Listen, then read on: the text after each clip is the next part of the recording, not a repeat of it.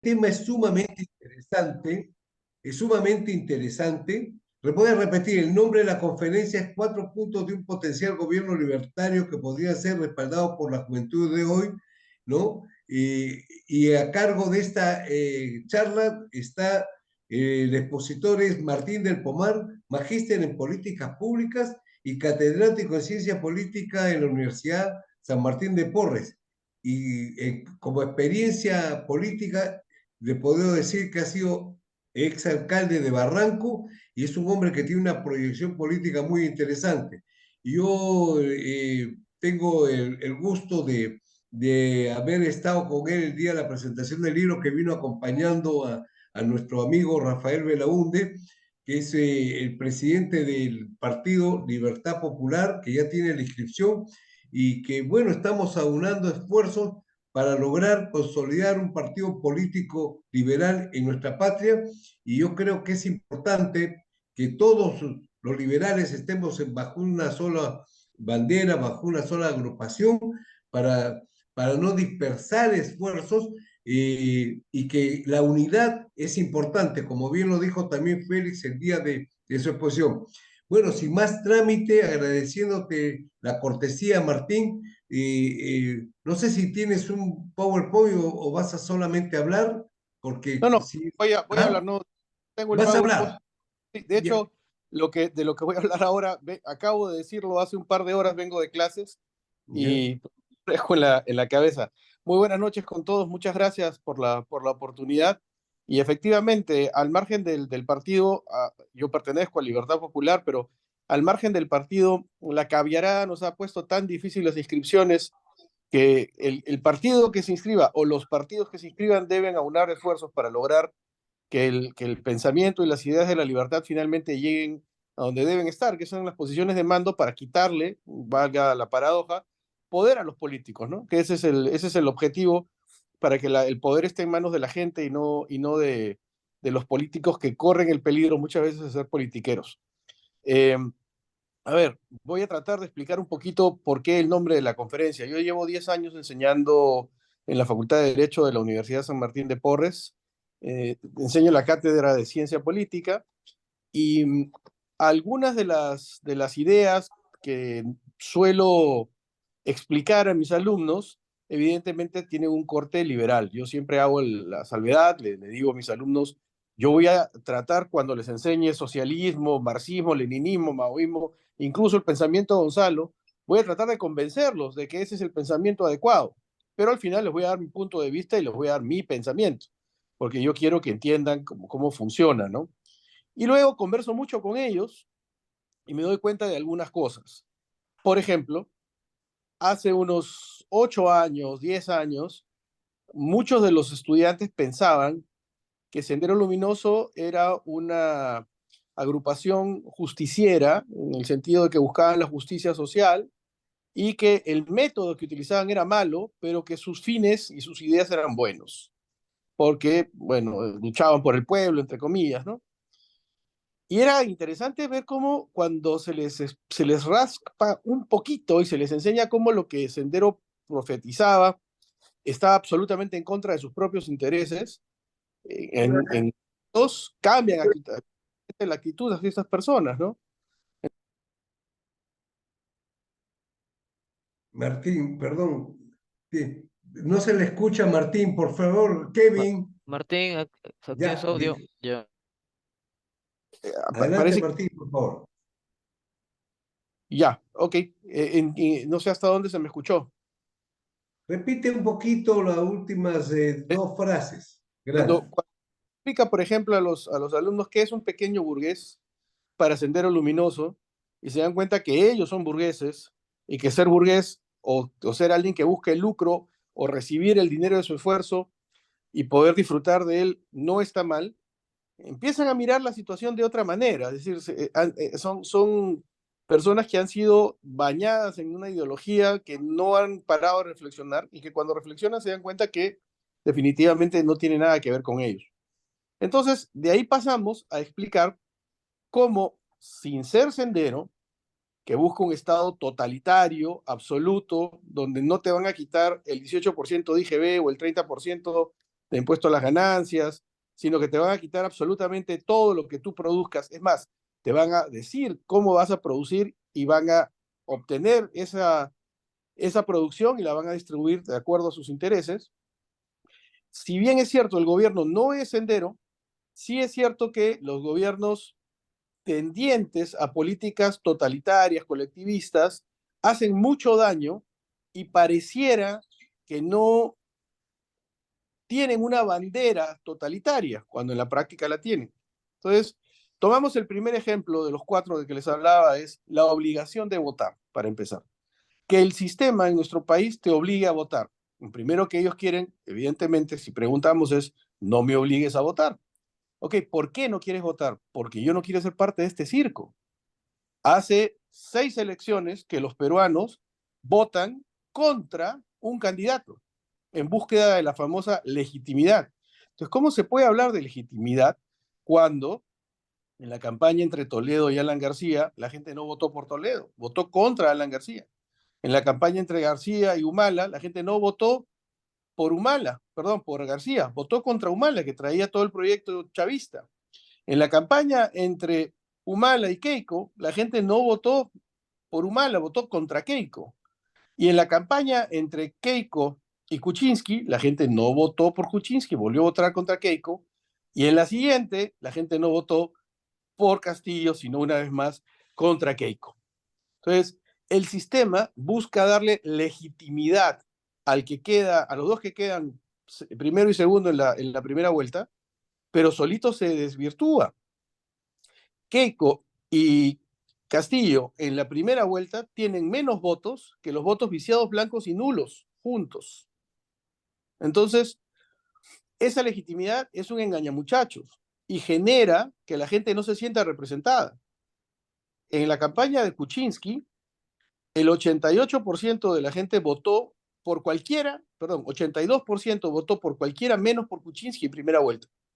Eso quiere decir que aunque Kuczynski haya ganado en segunda vuelta, el 82% de los peruanos no lo querían ahí. Y luego, después de lo que pasa, terminamos deteniendo de presidente a Vizcarra, por quien nadie había votado, con lo cual la legitimidad ya de por sí termina de irse al tacho. Cree uno, hasta que de pronto aparece Sagasti, por quien ni siquiera se había pensado que podía estar en una plancha, y termina gobernándonos. Entonces el sistema no es representativo. Y el fruto de que eso no sea representativo es que la gente sea obligada a votar, porque cuando tú no quieres hacer algo, lo haces mal, lo haces de mala gana. ¿Qué mejor ejemplo que haber tenido 25 congresistas del FREPAP que querían implementar una ley, querían que nuestras leyes se parecieran a las leyes de Judea de hace 2000 años? ¿Por qué el votante vota por esta gente? Es un voto de protesta, es un voto contra el sistema, versus si tú haces que los partidos políticos hagan de verdad su trabajo y se vuelvan lo suficientemente interesantes para que la gente vaya a votar en lugar de hacer lo que normalmente haría un domingo. Es decir, si cualquiera, la izquierda si quieren, los liberales, los que ustedes quieran, hacen su chamba y le explican a la gente cuáles son sus posiciones para lograr un país mejor, de tal suerte que logran convencerlos de que ese domingo no vayan a comer pan con chicharrón, no vayan a una pichanga, no vayan a cualquier otra cosa que harían normalmente un domingo, sino que se tomen el esfuerzo de ir a votar, ya tienes un votante consciente, preparado, que hasta ciertos puntos sabe lo que está haciendo. Hoy en día arrastras a votar a gente que no solamente no tiene la menor idea, sino que además no quiere. Estás haciéndolos actuar contra su voluntad, obligándolos a ejercer un derecho a través de una multa. Y eso no puede tener, como no ha tenido en las últimas 5 elecciones, un buen final. Lo primero, anular el voto obligatorio. Eso obliga a que los partidos se dediquen a hacer vida partidaria. Hay gente que tiene miedo, que piensa que lo primero que va a pasar es que va a ganar la izquierda o va a ganar el APRA. Yo dudo mucho que eso suceda, primero. Y segundo, pues será la hora de que los partidos o de derecha o los liberales hagan su trabajo y empiecen a hacer vida partidaria. ¿Qué es lo que pasa hoy? El representante, porque la nuestra es una democracia representativa, no hace su trabajo, espera 3 o 4 meses antes de las elecciones y cuando se acercan las elecciones hace una gran cantidad de fuegos artificiales en merchandising, en marketing, y terminan ganando votos por cosas como el cuy mágico junto a PPK, o el baile del teteo, o sabe Dios, qué cosa que no tiene nada que ver con una cuestión de propuestas, termina haciendo que un candidato determinado caiga, entre comillas, simpático y termine ganando la elección. Y no tiene nada que ver con la discusión de propuestas. Entonces, como tienen al público cautivo, obligado, no hacen su trabajo, simplemente esperan el momento adecuado y hacen el merchandising. Pero eso tiene una, una condición peor todavía, que es que una vez que terminaron las elecciones, el representante pierde el vínculo con sus representados y hace lo que le da la gana. Y los representados, al no sentirse representados, es decir, al no tener un representante, simplemente miran por otro lado y no creen en el sistema y siguen haciendo su vida. O sea, es una democracia falsa. Desgraciadamente, en eso tal vez, desde otra perspectiva, evidentemente la gente de izquierda tiene razón. Es una democracia de papel, de juguete. No, el representante se divorcia de los representados al día siguiente de las elecciones. Lima es un caso interesantísimo. ¿Cuánta gente representa a Lima? 30 y tantos. Ok, ¿quién representa a Lima? Nadie. Si sale algo bien, todos. Si sale algo mal, ninguno. La representación tiene que ser real, tiene que ser palpable. Debe haber un sistema por el cual determinado número de electores tienen un representante, ya sea en el Congreso o, bueno, como sí sucede, en las municipalidades, pero hasta eso tiene que reformarse. Tumbes tiene 150.000 habitantes aproximadamente, un congresista. San Juan del Lurigancho, 1,5 millones de habitantes, ninguno que represente San Juan del Lurigancho. Se supone que es parte de Lima, pero una vez más volvemos. ¿Cuál de los 30 y tantos congresistas que representan a Lima realmente representa a Lima? Es muy difícil plantear el punto. Entonces, una de las primeras cosas con las que siento que los alumnos están de acuerdo es la no obligatoriedad del voto. No debería ser obligatorio el voto. Luego, la siguiente con la que hemos conversado es el tema de que el Estado se meta a administrar el amor. ¿Cómo es eso de administrar el amor? Claro, si yo quiero tener una relación con una persona, no importa el sexo de esa persona, tengo que registrarlo frente al Estado. ¿Por qué? ¿Por qué no puedo ser libre yo de hacer mi propio contrato con la persona con la que yo quiera entenderme en esa relación? Lo primero que habría que hacer es quitar la palabra matrimonio de esta entidad, de esta nueva institución, porque el matrimonio está vinculado a la Iglesia Católica Apostólica Romana y no la puedes obligar a la Iglesia Católica Apostólica Romana a transformarse. Sería inapropiado. La Iglesia debe mantener sus propias reglas y se les debe respetar. Lo que no debe pasar es que en un Estado laico las normas de una iglesia, cualquiera que ésta sea, sean impulsadas a través de la legislación para todos los peruanos. Entonces, quita el matrimonio del Código Civil, de las leyes peruanas, y permite que cada persona que vaya a tener una relación con una, dos o tres personas del mismo sexo, de distintos sexos o de lo que quieran, puedan hacer su propio contrato y darle o negarle los derechos a esa persona que ellos consideren. Si las parejas, en lugar de estar pensando en la fiestecita de la boda, se sentaran a hacer un contrato para ver cuáles van a ser las obligaciones de cada uno, los derechos de cada uno, etcétera, muy probablemente menos gente entraría en esa fórmula. Evidentemente, puede haber una especie de contrato básico para quienes no quieran sentarse a hacer su contrato. Pero la idea inicial debería ser que exista la libertad de contratación entre personas para generar estas sociedades con las fórmulas que ellos mejor consideren. Es increíble que uno se casa con alguien y a los 2 meses ya no se aguanta y tiene que seguir casado 2 años más porque el Estado se metió. Es increíble que una pareja de 18 años que vive en Tacna, una pareja de 30 años que vive en Lima y una pareja de 80 años que vive en Iquitos firma exactamente el mismo documento, como si se quisieran igual, como si tuvieran iguales realidades, como si pensaran igual. ¿Qué se mete el Estado en administrar el amor? Que salga de ahí. Es muy distinto, eso sí, la administración de los derechos y de los niños, productos de una relación. Eso sí debe estar estipulado y regulado por ley. Pero sobre la vida de pareja y cómo se hace y se deshace, la verdad es que el Estado no debería estar metido. Un tercer punto, el tema de, para empezar, la legalización o el tipo de trabajo o esfuerzo que hace el Estado para impedir que la gente caiga en el horrible mundo de la drogadicción. Lo que escucho es, todos son de alguna manera adictos a algo. La persona que no puede dejar de ver su celular cada hora tiene una adicción. La persona que no puede bailar si no se ha tomado un vaso de ron tiene una adicción. La persona que X. Todos tenemos pequeñas adicciones. El tema es qué adicción te impide estar en tu oficina los lunes a las 8 de la mañana o te impide continuar con tu proyecto de vida. Si alguna de estas adicciones te lo impide, entonces realmente tienes un problema. Pero mientras eso no suceda, hay que ver qué tanto daño hacen algunas sustancias socialmente versus el problema que genera su prohibición.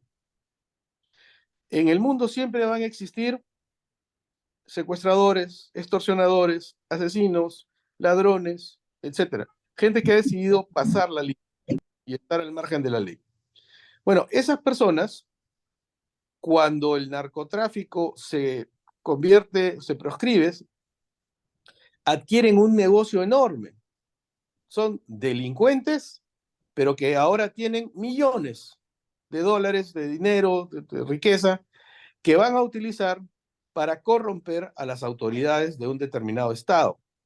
Entonces, el precio no solamente es el que gasta el Estado en perseguir a los narcotraficantes, sino la gran cantidad de corrupción que permiten que los narcotraficantes puedan tener por haberles dado un mercado tan grande, tan lucrativo. Y además la violencia que se genera en las calles, porque las peleas entre estas bandas van a generar esa violencia. Entonces, si se legalizó el consumo de alcohol en Estados Unidos al darse cuenta que era imposible, primero, de qué manera tener, perdón, era imposible prohibir una sustancia como el alcohol, y segundo, habías dado demasiado poder a los gángsters, que es la época de los gángsters nace de esto, o sea, Al Capone nace de esto. ¿Por qué se cree que con otras sustancias no va a ser distinto? O sea, ellos tienen Al Capone, nosotros tenemos a Pablo Escobar, al Chapo Guzmán y sabe Dios cuántos más. Entonces, hay que probar una estrategia distinta para luchar contra las drogas, que pase más por la prevención y la normación, o sea, y normar el uso de las drogas para que no sean un problema social, que sea al final del día lo que se busca. Mucha gente cree que la prohibición de las drogas es para perseguir a los narcotraficantes. No, se persigue a los narcotraficantes para que no hayan drogas en las calles. ¿Se ha logrado? Esto tiene 60 años. ¿Se ha logrado? No. Cuando uno quiere que una persona esté vigilada 24 horas, 7 días a la semana, que no se pueda mover de un lugar y saber exactamente qué está haciendo todos los días, lo mete en la cárcel. ¿Dónde hay más drogas que en ningún otro sitio? En la cárcel. Eso prueba que el Estado no está en capacidad de lograr impedir que los seres humanos libres que quieran usar algún tipo de sustancia la usen. Y hay que ver cuánta gente realmente tiene un problema de adicción que le impide ir a su oficina los lunes a las 8 o que le impide tener una vida normal, que no puedan llevar a cabo su proyecto de vida. Es muy poca en relación al impacto que genera que las drogas sean perseguidas de esta manera. Sería muchísimo más útil para la sociedad que las drogas sean normadas, paguen impuestos, probablemente tendríamos criminales con menos recursos, tendríamos más ingresos y tendríamos una población que pudiera ser mejor informada de lo que significa el abuso de las drogas para prevenir. Y como cuarto punto de lo que he escuchado, es el tema de limitar el poder de los políticos. Porque a medida que van viendo cómo es que el político termina corrompiéndose, no es difícil llegar a la conclusión para poder administrar más dinero. Cuanto menos haga un político desde el Estado, menos dinero va a administrar, menos posibilidades de corrupción hay. Entonces hay que darle soluciones liberales a problemas que generalmente quieren solucionar a través del Estado. El sistema de vouchers, por ejemplo, en la educación inicial y secundaria, sistema de crédito universitario para la educación universitaria, eso reduciría sustancialmente el presupuesto de educación. con lo cual se podrían cobrar menos impuestos. Un sistema de arbitraje popular, no el de ahora que está hecho solo para la gente de mucho dinero, y eso reduciría también lo que se cobra para la administración de justicia. Un sistema que permita que la infraestructura sea desarrollada eficientemente por terceros sin los actos de corrupción del Estado. Es decir, retirarle al Estado esas, entre comillas, obligaciones, si es que hay un tercero, un privado, que lo puede hacer mejor. Y me da mucha felicidad, mucha alegría ver que estas nuevas generaciones ven el mundo de otra manera, con mucho optimismo, y que no necesariamente creen que las soluciones provienen o pasan por un ente estatal o por una institución manejada por políticos. Eso es lo que quería contarles y comentarles. Quedo a sus... Muy bien, Martín, muy clara tu exposición, los 4 puntos que has explicado, es, clarísimo, pero yo creo que van a haber una rueda de preguntas interesantes. A ver, que levanten la mano los que quieran hacer alguna pregunta. Bueno, mientras hacen la pregunta, yo te quisiera preguntar, ¿cuál es tu opinión respecto a los resultados de la elección de Pasos en Argentina y cómo ves tú, digamos, el efecto que podría tener sobre Latinoamérica y en el Perú en especial? Y luego Elber Bravo, porque ha levantado la mano, pero va a ser otra pregunta. Por Sí, favor, Martín, bueno, adelante. tuve la suerte de entrevistar a Milei, lo conocí hace un año, pero el tema de liberalismo en Argentina no se está discutiendo mucho. Milei es la persona que está en el momento correcto, en el sitio indicado. La mayor parte de la gente vota por el loco, no votan necesariamente por unas políticas libertarias. Les parece extraño lo que dice, pero no lo llegan a comprender, y muchas veces eso permite que la izquierda cree este monstruo, ¿no? Como hicieron los apristas durante la época del Fredemo con el famoso shock, pero allá no les está funcionando. La gente está tan cansada de lo que llaman la casta, que están dando un salto para muchas personas, entre comillas, al vacío. Lo bueno es que no se están entregando en manos de un oportunista o un populista, sino de una persona sumamente preparada, que sabe muchísimo de economía, que conoce mucho su país y que creo que va a ser un intento honesto y con muchas probabilidades de éxito de encaminar la economía de Argentina hacia la meta de desarrollarla pues en lo que debería ser uno de los países más ricos del mundo, no solo en recursos, sino también en cómo se administra, ¿no? Pero quiero recalcar eso. Los argentinos, en su gran mayoría, no son liberales, no se han convertido al liberalismo, no, es un voto de protesta. Eso podía haber sido otro. Y este fue pues el loco que más ruido hizo, que se ganó la simpatía de la gente y que los de la llamada casta no supieron cómo golpear. Por ejemplo, empezaban a hacer esta publicidad de que Milei se comunicaba con su perro muerto a través de la Ouija, pensando que con eso lo iban a dañar. Lo hicieron subir, porque a la juventud eso le parecía tierno, gracioso, sabe Dios. Pero cada ataque era como darle más aire. Lo taparon. Recuerda que antes de las elecciones estaba en teoría tercero en las encuestas y sube 12, 15 puntos y termina primero. Eso significa que esas encuestas estaban mal hechas, lo estaban haciendo a propósito, o también, que es probable, había un voto oculto enorme, ¿no? De gente que no quiere justificar su voto y simplemente dice que va a votar por otra persona y en verdad vota por mi ley, ¿no? Ok, gracias Martín por tu respuesta. Elber, por favor, tu pregunta. Sí, muchas gracias por la conferencia, bien sucinta, bien contundente. Quiero centrarme en la primera parte, en la que se habló del voto racional y el voto emocional, ¿no? Lo tenemos clarísimo que el voto en Perú es emocional y es en contra, ¿no? O sea, presentamos propuestas, no funcionan. Mi cuestionamiento al mismo tiempo pregunta, ¿estamos a puertas de unas elecciones 2026? El planteamiento del liberalismo, los liberales peruanos, debe ser racional, emotivo, según tu planteamiento, tu encuadre político, tu encuadre académico. ¿Qué darías tú como primer consejo? Bueno, el sistema de partidos políticos actualmente no obliga a los partidos políticos a hacer una vida partidaria. Yo creo que la gente debe permitírsele votar si lo desea, y eso evidentemente va a generar una votación racional y emotiva al mismo tiempo, porque necesitas vincularte con una idea y eso te da cierto grado de emotividad. El problema hoy es que nadie lee ni el plan de gobierno del partido por el que votas.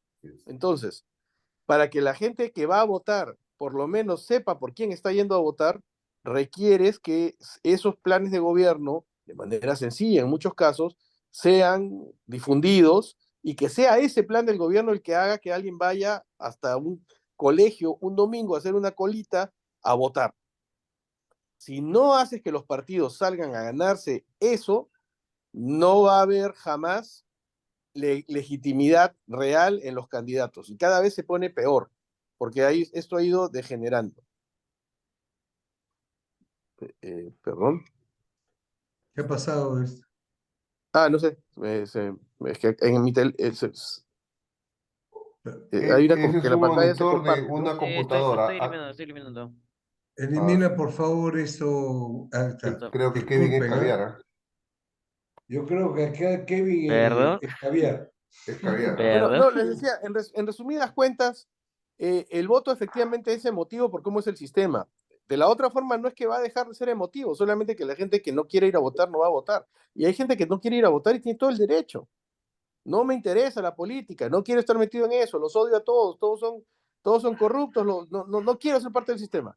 ¿Cómo vas a llevar a alguien a votar que piense así? Te va a hacer daño, se va a hacer daño. La gente no debería estar obligada a votar, debe votar el que quiere. Ok, gracias Martín. Gracias.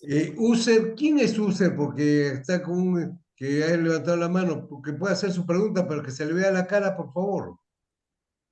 User. Ok, ¿cómo estás, Job? No, adelante con tu pregunta, por favor. Job Sí, es un abogado que radica en Pucallpa, pero también tiene intereses en Tumbes, tiene intereses en un par en Moyobamba, me parece. Puede ser interesante para el apoyo de organizativo en el partido, Martín, por si acaso. Qué bueno. Adelante. buenas noches, señor expositor. Hemos escuchado sus comentarios, pero quisiéramos saber cuál es el enfoque principal de su disertación. No lo entiendo, si puede ser un poquito más conciso con la pregunta. Ya, se ha escuchado un montón de temas, pero ¿cuál es el punto principal de su exposición para poder entender bien? Sí. 4 puntos sobre los cuales, en mis conversaciones con mis alumnos, ellos están de acuerdo con puntos de vista liberales. Los 4 puntos que yo he tocado son enfoques liberales y, como dije en el comienzo, creo que tienen bastante apoyo desde el punto de vista de personas entre 17 a 21 o 20 años, que son mis alumnos principalmente. Entonces, ya, señor profesor, señor expositor, da a entender pues que su exposición ha sido en base a su experiencia, a sus charlas, ¿no? Con el alumnado. Correcto. Pero bueno, de todo eso, pues, debería haber una conclusión. Bueno, Job, perdón, Final, Job, discúlpame, Job. podamos entender. Job, un momentito, por favor, Job. No podemos hacer diálogo. La pregunta concreta, yo creo haberte interpretado. La conclusión es lo que él ha explicado sí. ¿Puedes resumirle la conclusión de toda tu ¿Qué exposición conclusión llegamos brevemente, de toda Martín, esta por charla? favor? ¿Ya? Gracias. Adelante, Sí, adelante, que los Martín. puntos, esos puntos que para mí son claves, que solucionarían muchos problemas del Perú, tendrían apoyo de la juventud en la posibilidad de que haya un candidato que los lleve. Pero es poco probable que eso suceda porque aún en el Perú hablar de que las parejas sean homosexuales o no, o lo que fuera, tengan su propio contrato, todavía hay una línea conservadora que le tendría miedo a eso. Legalización de las drogas, así sea de la marihuana, todavía hay una línea conservadora que no estaría de acuerdo con eso. Es decir, hay candidatos que temerían llevar esas propuestas, pero yo creo que las personas que hoy tienen de 17 entre 25 años serían bastante permeables a ideas de ese tipo, como ha pasado en Argentina, ¿no? Ok, gracias, Disculpa, Martín. la última No, pregunta, tal vez, la última. por favor, Job, no podemos hacer diálogo. Hay, No, una hay pregunta, 6 sí. personas esperando Ya. preguntar. Entonces, Ya. de ahí En la quedo. segunda Muchas ronda, si gracias. es que Ya, alcanzamos con el tiempo, por sí. favor. Ya, muchas Virginia, gracias. por Muchas favor, gracias. adelante. Tu pregunta. Ok, yo voy a tratar a preguntarle sobre el asunto de la legalización de la droga, siendo el Perú, si no el primer productor, de repente el segundo productor de droga, y siendo esta altamente adictiva, que no solamente es por comprarla y consumirla, sino lo que esto produce en las personas y dada la realidad social de los jóvenes que se acercan a consumir por determinados motivos que en su medio ambiente, ¿cómo se lograría que esto pueda ser legalizado? Es ¿De qué imposible en la manera? actualidad. La ¿Usted legalización de está las de drogas, acuerdo? la legalización de las drogas en nuestra realidad geopolítica es imposible, no por nosotros, sino por los Estados Unidos. Mientras Estados Unidos no lo permita, nos convertiríamos en un paria internacional y no se podría hacer. Pero si su pregunta es, ¿por qué es que no se legalizan? Mire, para que no hayan adictos y no haya venta de drogas, tendríamos que prohibirla. Si la prohibimos, si la droga fuera ilegal, probablemente nadie la compraría. Pero resulta que es ilegal y en cualquier parte del Perú, haciendo una llamada telefónica, usted puede obtener marihuana, cocaína, éxtasis o la droga que usted quiera en 15 minutos en la puerta de su casa. Lo que intento decir es que la prohibición no ha solucionado absolutamente nada, solo ha generado más problemas. El problema de la corrupción, el problema de la falta de apoyo al drogadicto, porque al drogadicto no se le brinda ningún tipo de asesoría o de ayuda de prevención para que no llegue a ser un drogadicto, ni para sacarlo de las drogas. El dinero que se usa para enfrentar el narcotráfico se usa para perseguir a las bandas de narcotraficantes, pero no para el fin real, que era un tema de salud. El drogadicto termina en una cárcel con tuberculosis o debajo de un puente, pero no hay grandes clínicas, no hay una gran campaña, no hay un gran proyecto de rehabilitación del drogadicto. Entonces, se ha vuelto solamente un gran negocio la persecución que no genera el menor, pero el menor éxito. Cada vez se hace más droga, como usted dice, estamos primeros o segundos en la producción de cocaína. ¿Hace cuánto que estamos peleando esto? 60 años. Si tu política no funciona en 60 años, alguito pues habrá que cambiar. Sí, las drogas son adictivas, de acuerdo, pero lo que están haciendo no funciona. No ha funcionado. Está peor. Prohibirla no ha ayudado en nada. Le vuelvo a hacer el ejemplo. Cuando uno quiere tener a una persona vigilada 24 horas, sabiendo qué hace todo el día, sin que se pueda mover de ese lugar, lo mete en la cárcel. ¿Dónde hay más droga que en ningún otro sitio? En la cárcel. Si no lo pueden controlar en la cárcel, ¿qué me hace pensar que lo pueden controlar en la calle? Y segundo, ¿quién es el Estado para decirme a mí qué puedo o no meterme en el cuerpo? La utilización de sustancias que yo quiera usar, sea café, té, alcohol, marihuana o la que fuera, debería ser de libre, mientras yo no perjudique a un tercero, de libre disposición de cada persona. Si yo me tomo 5 whiskies y salgo en mi auto y atropello a alguien, debo pagar las consecuencias por eso. Pero está mal que si yo me tomo 5 whiskies y atropello a alguien en mi auto, nadie más pueda tomar whisky. No tiene ningún sentido. Bien, Martín. A ver, la pregunta de Lucho Barreto, por favor, que ha levantado la mano. Adelante, Lucho. Puedes poner tu cámara, por favor. Ok, buenas noches, Martín. Buenas noches. Escuchado con atención tu exposición. Estoy de acuerdo en tu primera parte porque indudablemente las elecciones deben regirse en base a competencia de planes. pero para que exista planes deben haber objetivos, y tengo entendido que en el Perú no hay objetivos, y como no hay objetivos nacionales, los partidos políticos, como tú bien los has aclarado también, hacen y deshacen como esto fuera su chácara.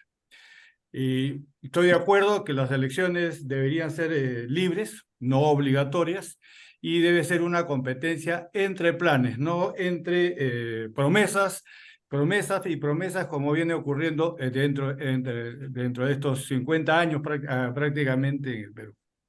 Por otro lado, en tu segundo tema, me preocupa un poco si todos sabemos que la célula principal de la sociedad, ¿no?, es la familia, ¿no? Y si tú, en forma liberal, pienso que se está convirtiendo en libertinaje, creas un sistema y lo llevas hacia el amor, lo cual yo pienso que debe ser libre, yo estoy más de acuerdo en crear dentro del Código Civil una unión civil donde ambos sexos o los mismos sexos puedan tener un compromiso que se pueda deshacer en forma fácil.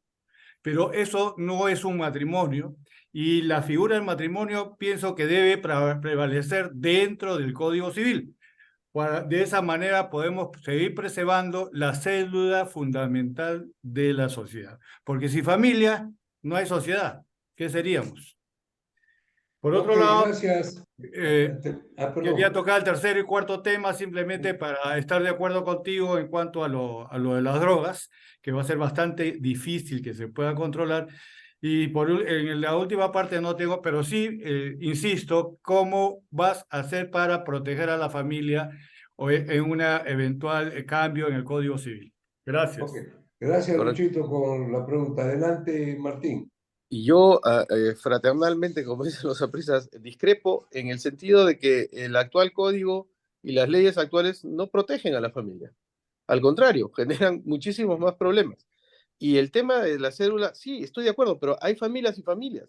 Si uno suma las familias que tienen un solo miembro, desgraciadamente, donde la mamá es madre y padre, o las familias donde el padre es madre y padre, o las familias donde crían los abuelos, o hay intermitencia entre quién va criando a los hijos, desgraciadamente, y esto es bajo esta ley que protege y en la práctica no protege, hay más de ese tipo de familias que de las familias, digamos, naturales de madre y padre. Lo que quiero decir es, la mayor parte de los niños hoy en día se crían en familias que son muy distintas a la familia clásica de madre o padre, si las sumas entre ellas. Entonces, al margen de eso, yo lo que digo es, ¿quién es el Estado para decirme a mí cómo organizo mi vida amorosa? Si yo quiero darle a determinadas personas determinados derechos sobre mi persona y sobre mi patrimonio, ¿por qué el Estado lo va a limitar? ¿Porque quiere proteger la familia? Que cada quien proteja a su familia de la manera como cada quien considere más adecuado. ¿Cuándo el Estado ha sido eficiente para algo, en especial para proteger mi familia? Si yo tengo un contrato, puedo ir al final del día al sistema de justicia a pedir y vigilar que el contrato se cumpla.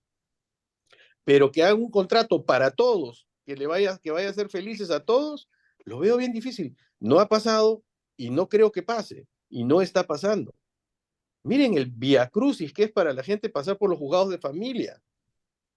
Procesos que demoran, y lo soy porque soy abogado, divorcios que demoran 12 años. ¿De cuándo acá yo tengo que pedirle permiso a alguien para ya no seguir una vida afectiva con esta otra persona? En la práctica lo que sucede es que uno puede, mientras se divorcia, tener 4 o 5 parejas en el camino, porque no hay, pues, el sistema no ayuda. Es mi posición, entiendo que hay posiciones diferentes y agradezco más bien que podamos conversar sobre el tema. Gracias, Martín. Me parece acertada tu respuesta y bueno, es parte de la libertad. Giancarlo, tu pregunta, por favor. Gracias, Eduardo. Saludos, Martín. Un saludo a la distancia. Sí, Martín, cuando tú hablas de que la juventud está un poco más abiertas a lo que es el matrimonio igualitario y a la despenalización de las drogas, no estaríamos llegando a la conclusión de que las juventudes en todo caso estarían más cerca de la izquierda y no del liberalismo, puesto que los partidos de izquierda, como el de Verónica Mendoza, son los que proponen justamente esto. Y bueno, saludos. Esa es mi pregunta. Gracias, Giancarlo. Gracias, Saludos Giancarlo. igualmente Adelante. y felicitaciones por el esfuerzo de seguir haciendo política liberal. Lo que pasa es que les hemos permitido a la izquierda levantar algunas banderas porque hemos encontrado muchos liberales más cercanía con sectores conservadores. Eso no está ni mal ni bien, o sea, al contrario, si yo me siento más cómodo con posturas conservadoras en determinadas cosas y en lo económico de otra índole, bienvenido.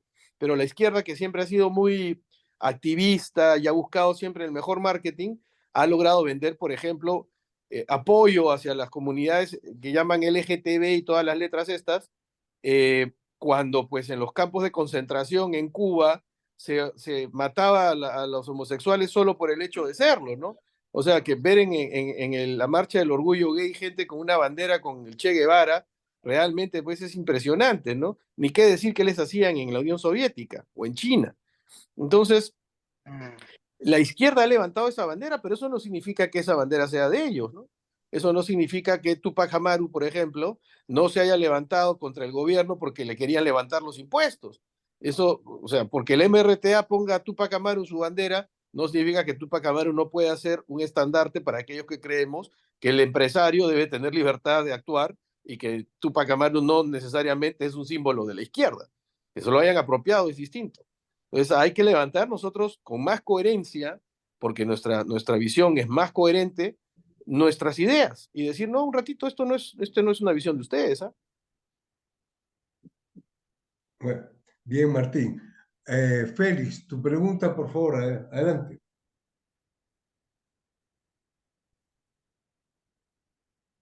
No, pero por favor, Félix, pon El micrófono. el micrófono. Ya, felicitaciones a Martín por su exposición y por sus actividades, ¿no? En la universidad. Por lo visto, su papel en ella es muy importante porque fatalmente los sectores pues, de izquierda, ¿no? Dentro del campo académico, que os conocemos más por el término popular, ¿no? De caviares, todavía dominan la escena, ¿no? Dentro de la academia peruana, ¿no? Con todo lo negativo que esto significa. Entonces, que profesores como Martín, ¿no? Estén dando la batalla, ¿no? Con las ideas liberales, con los pensamientos liberales que son muy superiores, ¿no? A los de marxismo-leninismo o de cualquier otra corriente de izquierda, pero sin embargo no las sabemos, ¿no? Defender y plantear en muchos de los casos. Entonces es importante, pero dentro de ese papel tan meritorio, ¿no? De Martín, sin embargo, me extraña que no haya tocado el tema de resaltar la situación clave que es la cuestión del libre mercado, ¿no? Porque otro de las banderas, ¿no? Que tiene la izquierda es pues plantear la participación del Estado en sectores que ellos llaman estratégicos, ¿no? Que ya lo hemos visto, ¿no? Y que lo reiteran, ¿no? Por ejemplo, en el campo del petróleo, ¿no? Que consideran, pues, que es muy importante, ¿no? La participación del Estado en la explotación de este sector, ¿no? De ahí su defensa de Petroperú, por ejemplo, ¿no? Entonces, ¿qué no ha considerado dentro de esos planteamientos que muy bien lo está planteando en la universidad, la cuestión de libre mercado y en contra de estatismo o de colectivismo, ¿no? Gracias, Félix. Tu respuesta, Martín, por Don favor. Félix, le agradezco muchísimo sus palabras. Efectivamente, tenga usted en cuenta que yo converso con chicos de 17 a 22, 23 años y que todavía no están tan insertos en ver cómo la falta de libre mercado puede perjudicar su futuro desarrollo profesional. Sin embargo, sí es interesante cómo ellos, y en esto tienen un enfrentamiento radical con la izquierda, cuando entienden que el impuesto, y de hecho hacemos esta aclaración, si usted ve la palabra robar en el diccionario, va a encontrar en el diccionario de la Real Academia de la Lengua Española, que es tomar algo de alguien que no le daría si no sea por el uso o empleo de la coacción o la violencia. Y cuando tratamos de explicar qué son pagar impuestos, pues básicamente es lo mismo. Entonces, como dije en la exposición, para que el político o el Estado no te cobre impuestos, tienes que quitarle funciones, porque con la excusa de cumplir determinada función, sube la cantidad de impuestos, ergo sube la cantidad de plata que pueden robarte o que puede terminar prestándose a corrupción. Hasta ahí llegan. No he tenido la suerte de conversar con ellos sobre ese tema, sobre la importancia de tener un mercado abierto donde puedan entrar todos los jugadores en igualdad de condiciones frente a la ley, etcétera, ¿no? Le digo los 4 puntos que a mí me suelen llamar la atención, que sienten ellos más cercanos. Pero por el lado de los impuestos yo diría que hay un enfrentamiento radical con el tema de la izquierda, porque una vez que tú le quitas el dinero a la izquierda para poder trabajar y para poder hacer sus consultorías y todas las artimañas caviares que hay, pues la verdad es que la izquierda pierde muchísimo y solita se va descomponiendo.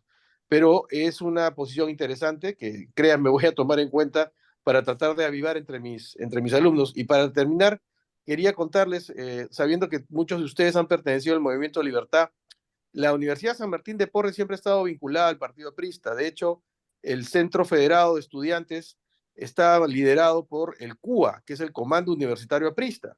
Hasta hace 3 años, en que una organización de estudiantes llamada Movimiento Libertad, tomando el nombre, ha ganado las elecciones, las últimas 3 elecciones, y si ustedes van a la Facultad de Derecho de la Universidad San Martín de Porres, los estudiantes que representan a los estudiantes de Derecho, que son cerca de 7.000, son libertarios del Movimiento Libertad. Ya no es más una facultad donde los estudiantes son parte del Comando Universitario Aprista, con quienes todavía nos seguimos enfrentando en elección.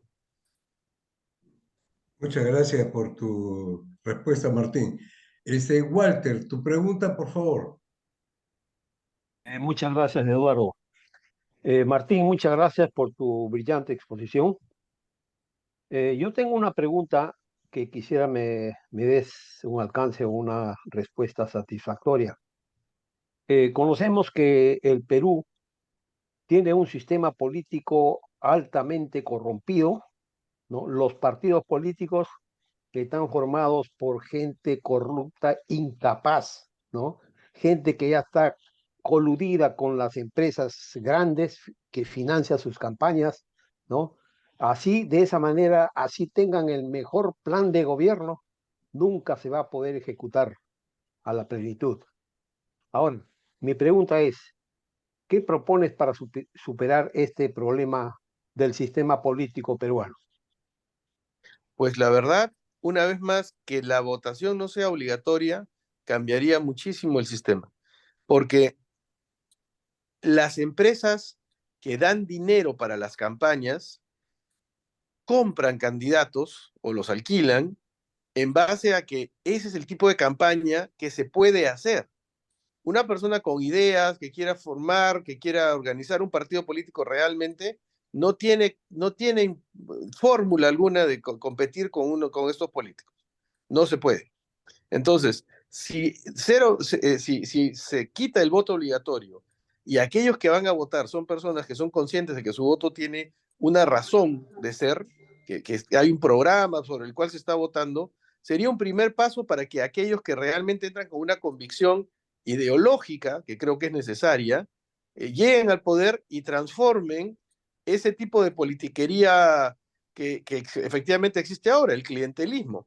Yo hablaba con Milei y le decía, para mí es más pernicioso el ejecutivo de una empresa, el empresario, que logra hacer negocios porque tiene amigos en el poder, que la gente de izquierda, odiándolos a ambos con la misma intensidad.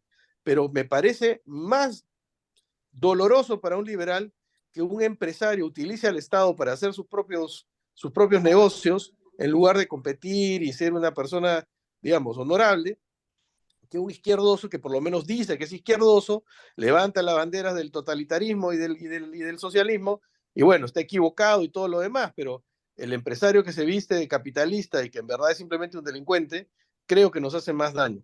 Y eso hay que buscar la manera de erradicarlo. Yo creo que debe ser con la gente adecuada, bien pagada. Ese es otro problema que tiene el Perú. Desde que Alan García, que hizo un muy buen segundo gobierno, yo quiero reconocerlo, pero que tuvo tres errores desde mi punto de vista. El primero, crear el Ministerio del Medio Ambiente para llenarlo de todos los caviares ahí para que no le hicieran problemas a su gobierno, porque nos dejó una bomba de tiempo bien complicada a futuro. El segundo, bajarse el sueldo, después de que Toledo se lo había subido creo que a 18 o 16 mil dólares, porque siendo él la cabeza del sistema, nadie puede ganar más que él. Entonces los funcionarios públicos, que deberían ser técnicos, empezaron a ganar muy poco dinero y la mayoría se fue a trabajar al sector privado. Entonces la capacidad técnica de los funcionarios bajó tanto que ahora el principal problema es que los proyectos, ahora que tenemos plata, no se llevan a cabo porque no hay quien haga los expedientes correctamente. Y eso también ayuda a que estos empresarios, como les llamamos, sean quienes corrompan a los gobiernos, le dicen, yo te llevo el proyecto hecho para que me lo des a mí. Entonces, pasa por una serie de reformas. Para mí la principal, la primera, aunque pareciera no tener conexión, es que el voto no sea obligatorio. Bien, gracias Martín. Gracias, Martín. Anís, tu pregunta, por favor. Sí, Anís. ¿cómo están? Sí, ¿cómo estás, Martín? ¿Estás de Hola. buen humor como los helados de Onofrio? ¿Te acuerdas? Si no te ve la mira, cara, ¿cómo se va a acordar, Anís? no, Ya no hay, nombre. ya no se hacen. Bueno, ¿cuál no, pregunta? no, que se acuerde de mí, sino de los helados. Ya él sabe por qué lo digo. Escúchame, Martín, yo me pregunto, ser liberal en una democracia, ¿es lo mismo que ser liberal en un país como China? ¿Por qué hago esa pregunta? No logro comprender cómo dicen que China es un país comunista, que oprime, y sin embargo tiene a los millonarios, la mayor cantidad de millonarios en el mundo, que hacen negocios en todo el mundo, que sus empresarios viajan por todo el mundo. Eso es lo que no logro entender. Si en una democracia donde funcionan mal las ONG, donde se permiten todas esas cosas, entonces, ¿cómo se puede ser liberal en una democracia cuando en verdad no lo permite? No Bueno, sé Deng si me Xiaoping, dejo entender. cuando Deng Xiaoping toma el poder y empieza a facilitarle a los chinos ingresar a los sistemas de mercado, se va a encontrar con el problema que suelen tener los países que utilizan las políticas liberales para crecer económicamente, pero que en lo político no lo son. Y esta revuelta de estudiantes en la plaza Tiananmen es la consecuencia de esta situación. Cuando de manera cruel, asesina, criminal y salvaje, el gobierno chino, donde todavía tenía participación de Deng Xiaoping, todavía no había muerto, mata a estos estudiantes, que esa es la palabra, le propone un pacto a los chinos, que es, no te voy a dar libertad, pero te voy a dar crecimiento económico sin medidas. Vas a cambiar tu vida y efectivamente en eso han cumplido.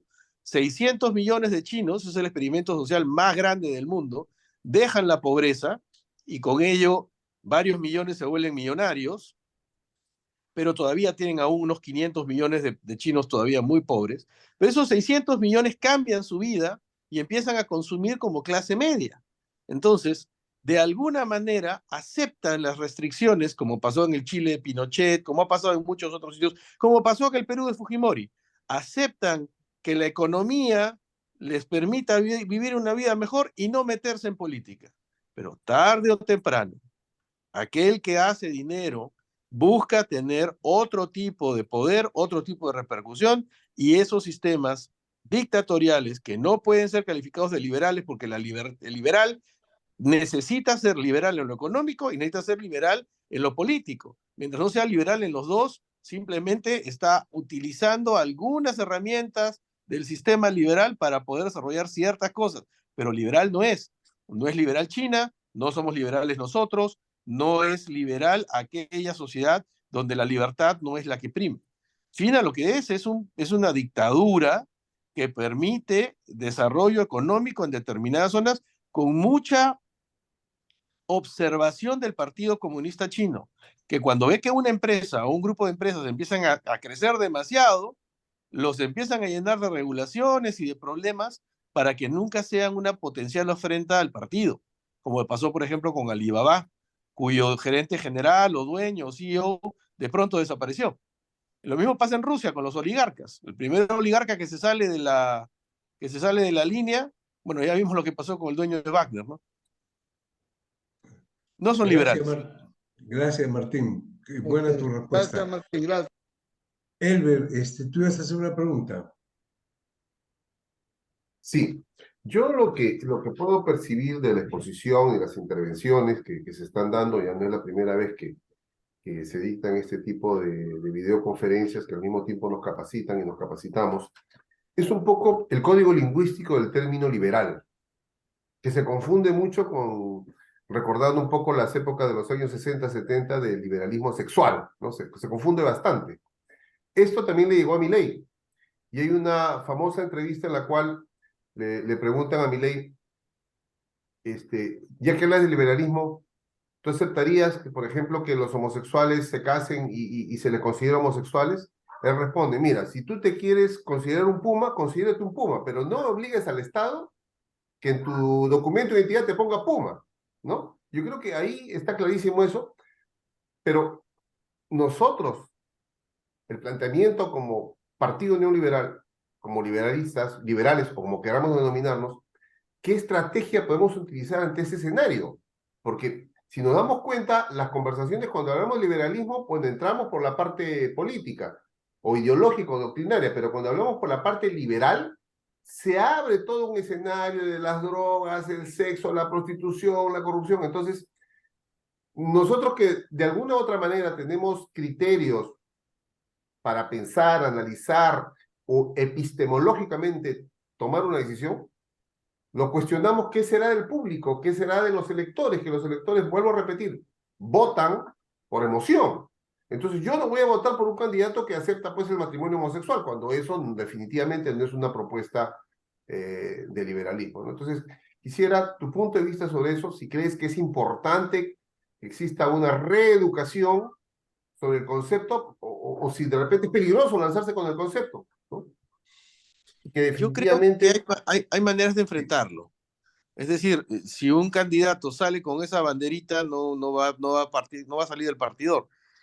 Hay problemas más importantes, además, en el Perú ahora, que es que el 25% de nuestros niños tienen desnutrición, y que si antes de los 6 años no se les alimenta bien, pasados los 6 años esas personas no van a tener la capacidad de poder competir con otros peruanos. Es decir, van a estar en una disminución de capacidades, y eso es peligrosísimo. Entonces, ¿cómo evitamos esos grandes problemas? ¿Cómo logramos que el Perú finalmente tenga una carretera que vaya de Lima a Piura, o de Lima a Arequipa, o de Lima a Huancayo, de 2 carriles a cada lado? Nuestra infraestructura es paupérrima.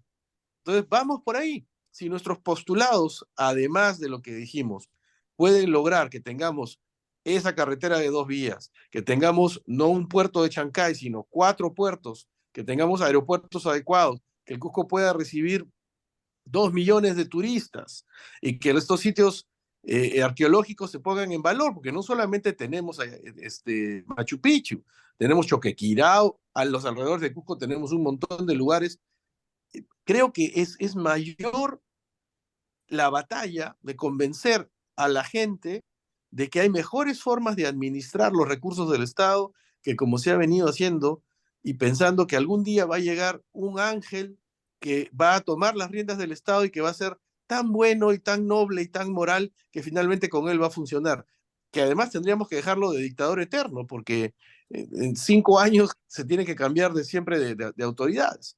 Entonces, creo que si nos vamos por el lado más de desarrollar el país para solucionar problemas más concretos y reales, que estar defendiendo estas posturas que para nosotros pueden estar muy bien, pero que de repente requieren cierto grado de tiempo, de educación, de reflexión del mismo público, para entender que nuestras propuestas ahí también son buenas, son atendibles y que pueden generar realmente respuestas a los problemas que tenemos hoy, que también nos afligen, ¿no? A mí lo del narcotráfico me parece terrible. O sea, creo que el Perú daría un vuelco de 180 grados si es que cambiáramos nuestra política respecto a, por lo menos la marihuana, para empezar, como han hecho 15 estados de Estados Unidos, donde la marihuana ya es legal y no ha pasado nada, salvo que el Estado recolecta más impuestos al respecto.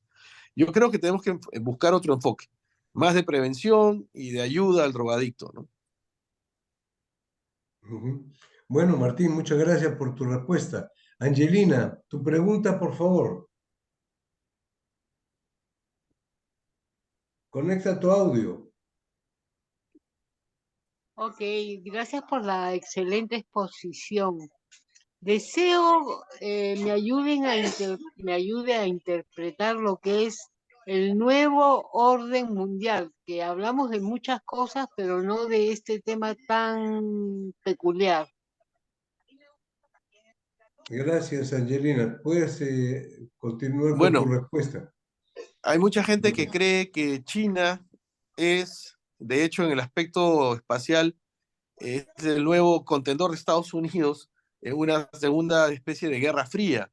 Yo creo que China es un gigante con pies de barro. El tipo de política que ha generado China va a generarle problemas serios en los próximos 10 años. Tienen una población envejecida muy grande que no puede ser sustentada por las nuevas generaciones, entre otras razones por la política del hijo único. Es decir, van a sufrir en un corto plazo el gran problema que tienen los europeos, con la diferencia de que ellos no admiten migración.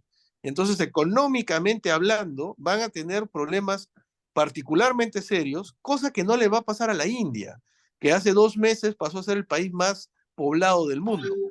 Si ustedes me preguntan, yo diría que el verdadero nuevo orden mundial va a ser comandado dentro de unos 40 o 30 años por la India, que es la democracia más grande del mundo, más de 1.400 millones de personas, y que es limítrofe con China, tiene problemas serios con China, geopolíticamente hablando, lo cual va a ayudar a que China pues pase a un segundo o tercer plano, ¿no? Nunca va a dejar de ser una potencia. Creo que el Partido Comunista va a tener que ir poco a poco, ir cediendo, dando cada vez más apertura cuando salga Xi Jinping, porque Xi Jinping tiene todas las intenciones de ser un dictador, después de las reformas que ha hecho, más aún, esto de que se puede reelegir indefinidamente, pero por ahí va la cosa, o sea, se va a levantar y caer China, India, y se va a mantener Estados Unidos, entre otras razones, porque el tamaño de su economía y que haya logrado que el dólar tenga la posición que tiene, lo va a mantener en ese lugar 20 o 30 años más tranquilamente.